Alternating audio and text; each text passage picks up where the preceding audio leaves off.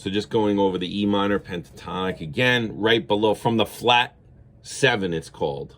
You have D, E, 10, 12, again, and then you have 9, 12, and then you have 10, 12. You could change your fingering to just be one, the first finger and the third. Sometimes I'll do that. Or you could use your pinky.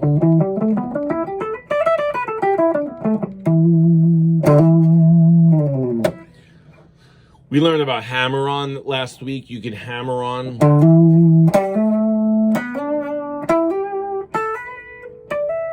Each note of the scale.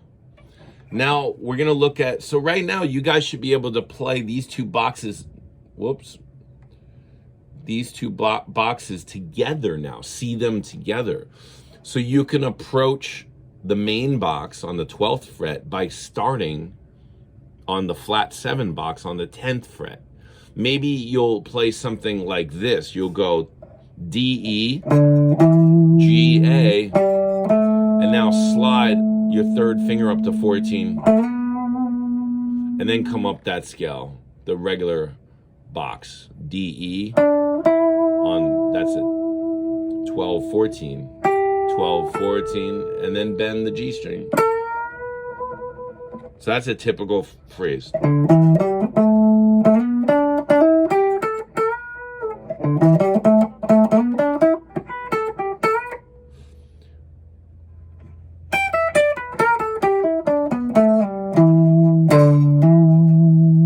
You're combining boxes. Now let's just I want to just keep going with this while I have you with an electric guitar and with everything. We're going to look at the 7th fret box. It's in green, and notice how similar it is to the original. The difference is on the A string you're going to use your pinky again instead of the third finger. So you're going to go B, D, E, G.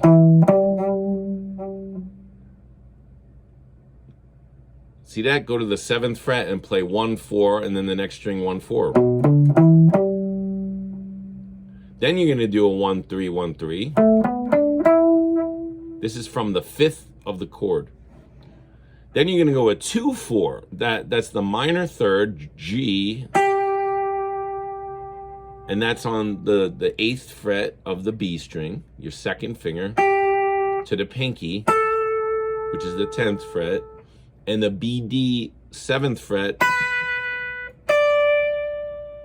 that's the same as the start and ending of it, and also the regular pattern, that 1, 4 fingering. So really what you have to really key in on is what's different than the original pattern. That pinky on the A string, and then the second finger on the B string.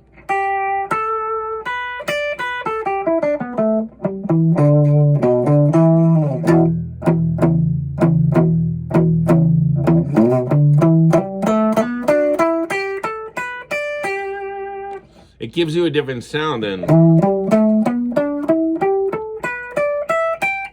which is so good but so typical. So we're learning how to start on another part of the scale. It gives you more harmony, or more, just a little bit of a variation.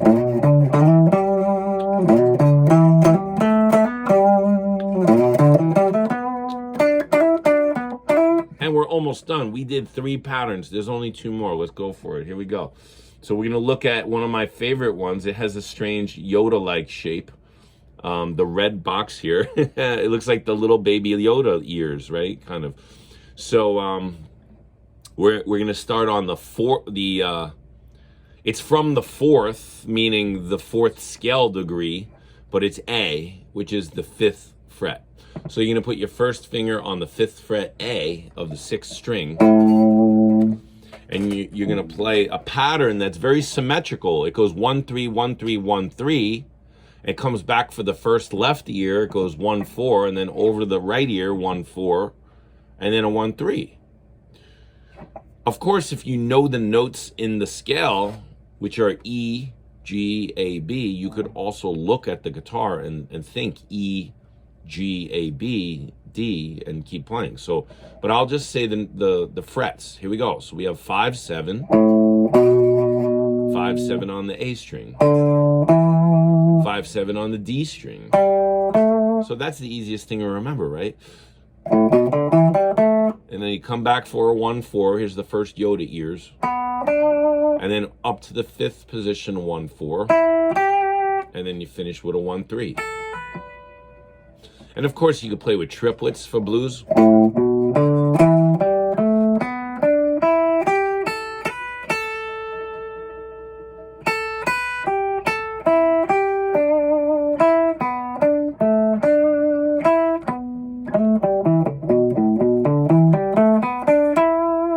One more pattern, and this one's probably one of the harder ones to remember. It's this one in the blue box. It's from the minor third. And down low here, it's going to be a little bit of a stretch, but you guys could do it. You're going to put your second finger on G, on the 3rd fret.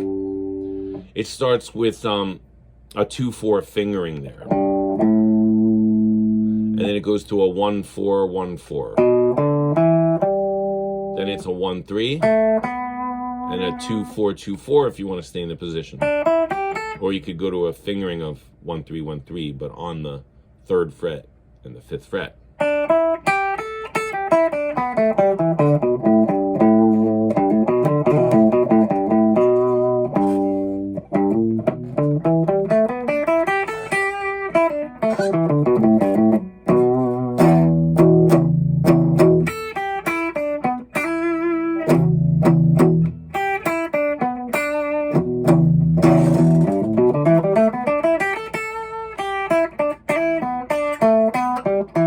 So another thing I'm doing a little bit of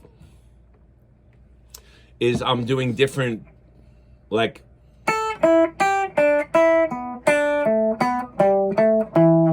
that's that variation 2 that we talked about. So if I gave you a C major scale and I played variation number 1, we talked about going up 4 notes and then starting on the next available chord tone. So it would be,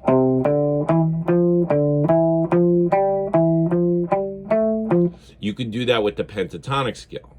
So that's variation number 1. If I used, now let's talk about the open pentatonic scale position, E minor, E, G, A, B. You guys know this, it's the most basic one. D, E, G, A, B, D, E, G. This is the one that's on the riff page. It's open 3, open 2, open 2. Open. So if I apply this variation on that, it's 1, 2, 3, 4, 1, 2, 3, 4, 1, 2, 3, 4, 1, 2, 3, 4, 1, 2, 3, 4, 1, 2, 3, 4, 1, 2, 3. And it sounds like something Larry Carlton would do, or a modern guitar player.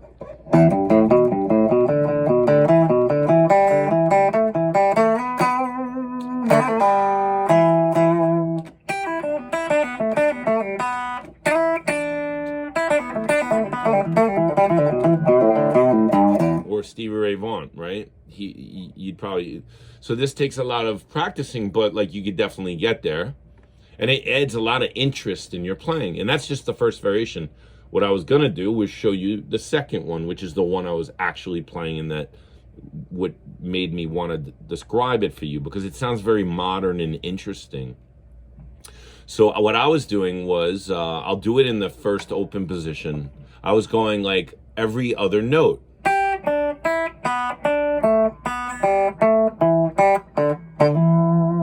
And it sounds nice. G, D, E, B, D, A, B, G, A, E, G, D, B.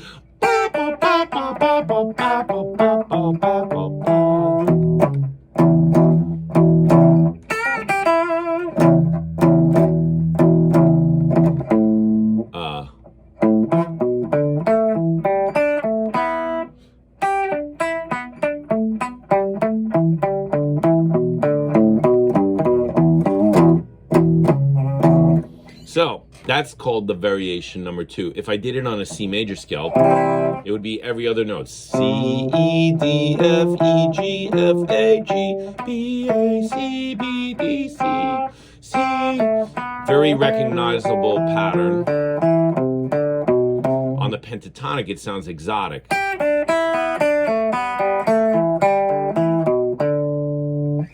And up here, it sounds great. So what I suggest to do is take each one of these boxes, learn them how to play them across and back, and then apply variation number 1 to each box, and then apply variation number 2 to each box. And the other last thing, I mean, you could do tons of things, is play it with an even rhythm, like 1E and a 2E and a 1E and a 2E and a 3E and a 4E and a 1E and a 2E and a, and then try going triplets. 1 triplet, 2 triplet, 2 triplet, 4 triplet, 1 triplet, 2 triplet. Then apply those rhythms to those variations.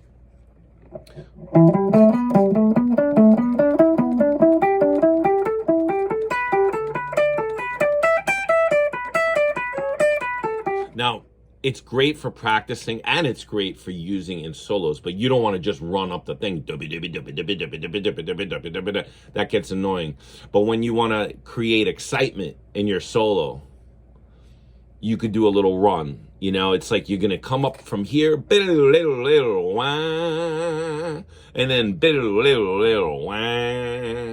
or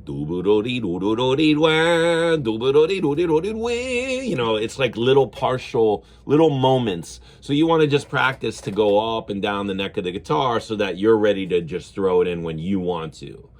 I mean, you might even just want to do it like a little partial little thing, and then you never even practice the whole thing. You know, it's fine. You know, you don't want to hurt your hand. You don't want to get frustrated. So you could just practice a teeny tiny moment of it. I'll tell you, when I'm back up here on the 12th fret, when I'm doing the variation 2, it sounds, again, very modern, where you're skipping, like...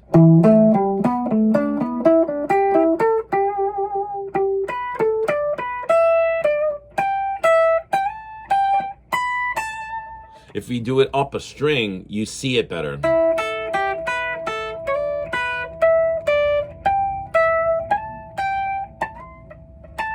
I find that variation 2 on the pentatonic is actually easier than variation 1. For some reason, I don't know what it is. Absolutely. Yeah, absolutely. Because my brain is locked into that kind of pattern. Variation number 1 is using 4 notes, and so you're playing 4 notes, and then you're going to a different note and 4 notes. The other variation is just going 1 note, skipping back. So that's why it's a little easier to. You just need to know where you are, where you're going, and back 1. And you're going again, and you're back 1.